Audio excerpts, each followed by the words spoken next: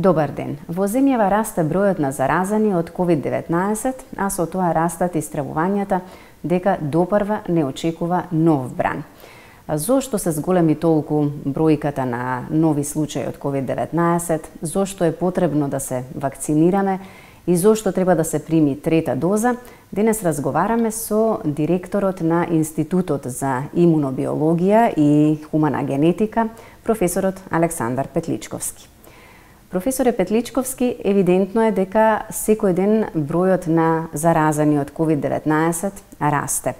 Дали сметате дека тој пораст кој што сега ни се случува или овој нов бран е резултат на опуштањето на мерките, особено помеѓу двата изборни циклуси? Сигурно дека опуштањето има влијание на зголемувањето на бројките, а уште повеќе имаат влијание условите надвор, во зимски услови, во кога повеќе време поминуваме на затворено, е за очекување и сите практично и очекувавме дека во зима ќе имаме зголемување на бројките, но да, имавме значајно опуштање, бидејќи кон крајот на летото имавме една одлична ситуација. Сега малку и вакцинацијата ни тргна, но не ја завршивме така како што би требало да ја завршиме, така што оставен е голем простор на вирусот и тој го користи во овие денови, месеци. Здравствените власти засега велат дека нема потреба од рестриктивни мерки. Кое е вашето мислење? Време ли е за ново заострување на мерките? Секако дека, во тек на целата пандемија, ова изолирање, внимавање е единствената константа која дава многу добри резултати. Ние, вклучително и јас, очекувавме дека вакцинацијата ќе биде многу сериозна алатка, многу сериозна помош во справувањето со пандемијата, и тоа е така, но вакцинацијата сама, без внимавање, без социјално дистанцирање, не може да ја заврши работата, бидејќи трае предолго. Јас мислам дека рестриктивни мерки има потреба, нив ги гледаме и во земји каде што вакцинацијата е на многу високо ниво, бидејќи овој бран почнува многу интензивно. Секако дека со рестрикции шансите за пренесување на вирусот ќе бидат намалени, така што ќе има позитивни резултати. Како ја коментирате моменталната стапка на вакцинација во земјава? Некаде околу 40% од популацијата е вакцинирана. Дали со тој процент може да се надеваме дека пандемијата набрзо ќе заврши? Ние се уште сме далеку од постигнување на тој колективен имунитет. Стапката на вакцинација ни е ниска. Вакцините не се прифатени со оној ентузијазам кој што се очекуваше, бидејќи доказите се недвосмислени дека вакцините функционираат одлично во целиот свет. Таму каде што стапката на вакцинација над 70%, нема смрти поврзани со COVID. Во сите земји, почнувајќи од окружувањето наше, каде што стапката на вакцинација е под 50%, има огромни бранови и стотици мртви. Тука нема дилема дека вакцините штитат од смрт и штитат од сериозна болест. И цело време тоа го зборуваме и тоа е докажано на многу примери. Се уште се убедуваме дека тоа не е така. Најголем аргумент на оние кои не ги прифаќаат вакцините е дека и знаат луѓе вакцинирани кои се разболуваат. Се разболуваат. Може да станат позитивни, може дури и да имаат симптоми, но гаранцијата од скоро 100% е дека нема да завршат со смртен исход. И изборот е јасен. Другата опција, ако вакцините не се прифатени, како во моментот изгледаат работите, е дека сите што не се вакцинирани ќе ја поминат болеста, некои ќе ја поминат, некои ќе ја изгубат битката со болеста, и во моментот кога над 80 или околу 80% од населението ќе бидат имунизирани, ќе се гледа крајот на пандемијата. Таа е состојбата и тоа е пресметката. Професоре, колку време трае дејството на вакцината и зошто е потребно да се прими трета доза? Денес е јасно дека вакцините сите после одреден период ја намалуваат својата ефикасност.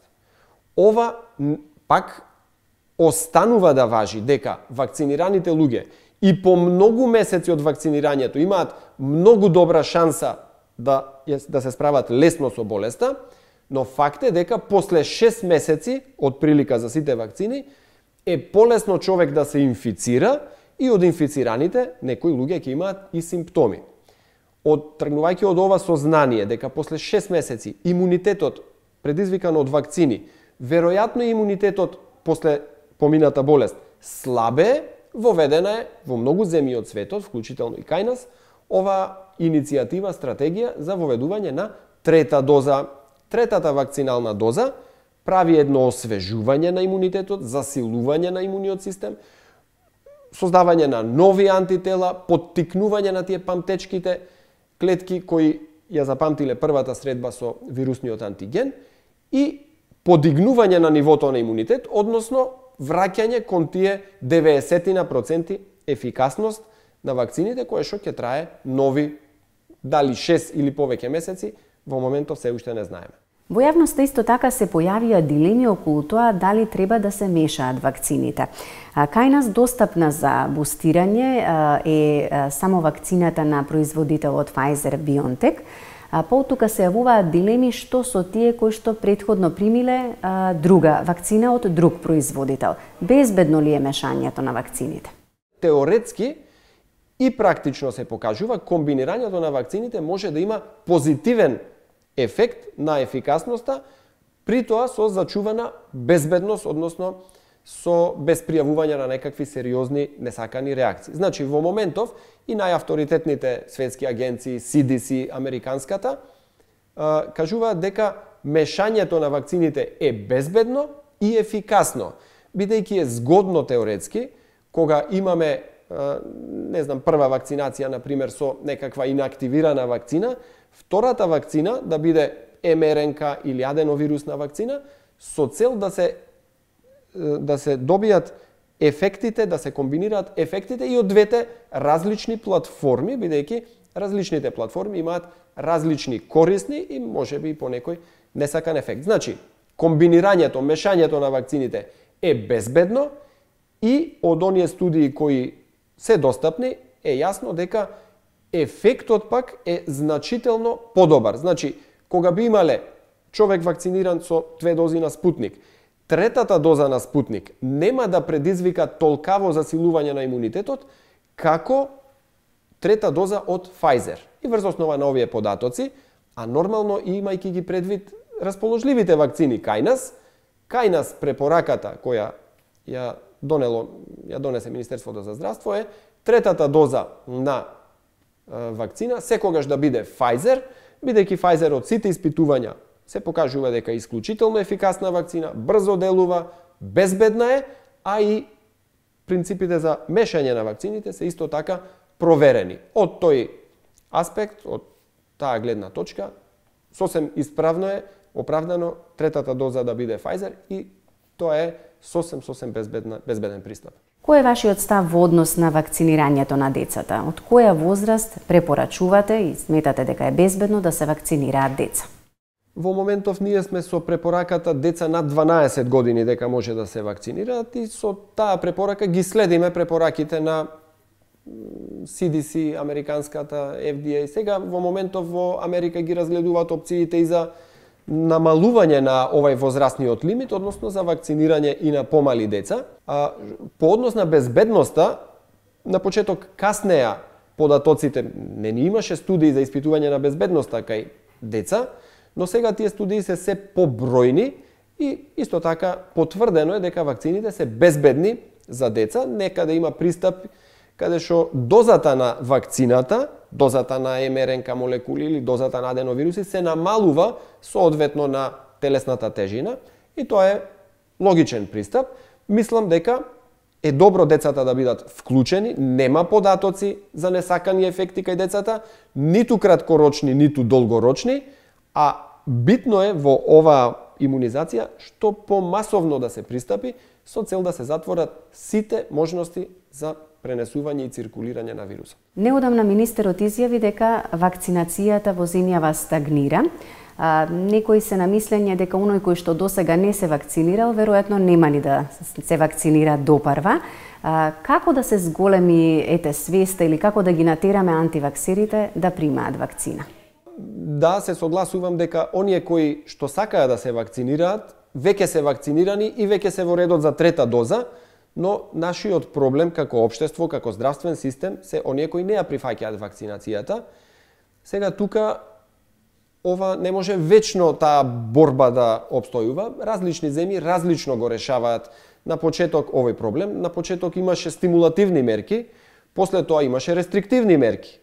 Од она како изгледа ситуацијата, ми се чини дека рестриктивните мерки повеќе даваат резултат, а рестриктивни мерки значат забрана за посетување на, затворени простори, задолжително тестирање на трошок на оној кој не се вакцинирал, потоа лекување во случај на заболување на трошок на оној кој не се вакцинирал. Значи, јас ги оправдувам сите мерки кои што ќе ја зголемат стапката на вакцинација, бидејќи според сите научни докази, вакцинацијата ни е најјасниот излез од кризата.